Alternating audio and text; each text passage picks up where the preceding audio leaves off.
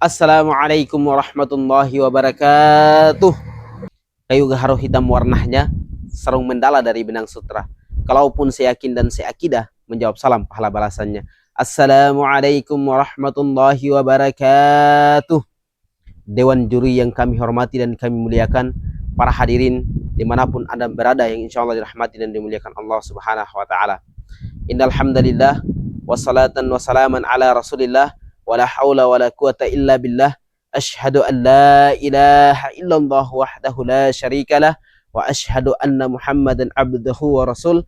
Allahumma salli wa sallim wa barik ala sayyidina Muhammadin wa ala alihi wa ashabihi wa man tabi'ahum ihsanin ila yaumiddin. Para hadirin yang dimuliakan Allah Subhanahu wa taala, pertama-tama dan yang utama, selaku insan yang beriman, marilah kita bersyukur kepada Allah Subhanahu wa taala, karena dengan begitu banyaknya nikmat yang Allah berikan kepada kita, sehingga alhamdulillah Allah masih memberikan kita kesehatan, sehingga hari ini kita masih bisa menghirup udara segar.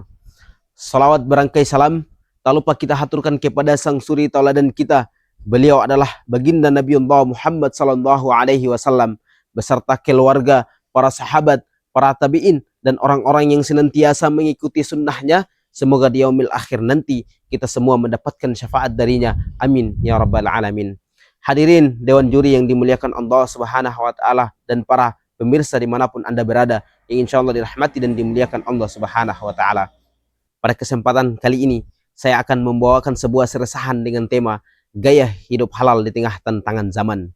Hadirin yang dimuliakan Allah Subhanahu wa taala, di era modern ini gaya hidup masyarakat sedang menghadapi tantangan besar. Teknologi berkembang pesat, gaya hidup hedonisme ditawarkan lewat media sosial, gaya hidup konsumtif dan instan membuat orang tergoda untuk mencari yang haram. Padahal Allah Subhanahu wa taala telah menegaskan di dalam Al-Qur'an surah Al-Baqarah ayat 168 yang berbunyi, ya ayuhan nasu kulu mimma fil ardi halalan thayyibah wa la tattabi'u khutuwatis syaitan innahu lakum aduwwum mubin. Wahai manusia, makanlah dari makanan yang halal yang terdapat di bumi, dan janganlah engkau mengikuti langkah-langkah syaitan, karena syaitan itu musuh yang nyata bagimu. Hadirin yang dimuliakan Allah Subhanahu wa taala, gaya hidup halal bukan hanya sekedar label, tapi cara hidup mencakup apa yang kita makan, apa yang kita minum, apa yang kita kerjakan, dan apa yang kita hasilkan. Karena gaya hidup halal adalah benteng keimanan dan ketakwaan kita terhadap syubhat dan maksiat. Hadirin dewan juri yang dirahmati Allah Subhanahu wa taala dan para pemirsa dimanapun Anda berada, mengapa gaya hidup halal itu penting? Karena sebagaimana disebutkan dalam hadis Nabi SAW yang berbunyi, innallaha thayyibun la yaqbalu illa thayyiban. Sesungguhnya Allah itu maha baik dan tidak menerima kecuali yang baik dan yang halal. Ini artinya jika kita ingin doa kita dikabulkan, ibadah kita diterima, dan rezeki kita diberkahi, maka kita harus memperhatikan sumbernya harus halal dan sesuai tuntunan agama Islam. Hadirin yang dimuliakan Allah Subhanahu wa taala, tantangan zaman kini tidak main-main. Banyak produk yang tidak jelas status kehalalannya. Gaya hidup konsumtif membuat orang tergoda untuk mencari yang haram. Kemudian yang berikutnya bisnis digital dan kemudian pinjaman online membuat orang banyak terjebak ke dalam riba. Hadirin yang dimuliakan Allah Subhanahu wa taala, lalu bagaimana agar kita menjaga hidup kita sehingga tetap hidup halal di tengah tantangan zaman? Hadirin yang dimuliakan Allah, sebagaimana sebuah kisah Umar bin Khattab radhiyallahu an dan sepotong daging, di mana ketika seorang anak Umar bin Khattab radhiyallahu an membeli sepotong daging dengan uangnya sendiri, lalu Umar yang kemudian mengetahui hal itu bertanya kepada anaknya, wahai anakku, apakah setiap sesuatu yang engkau inginkan harus engkau membelinya?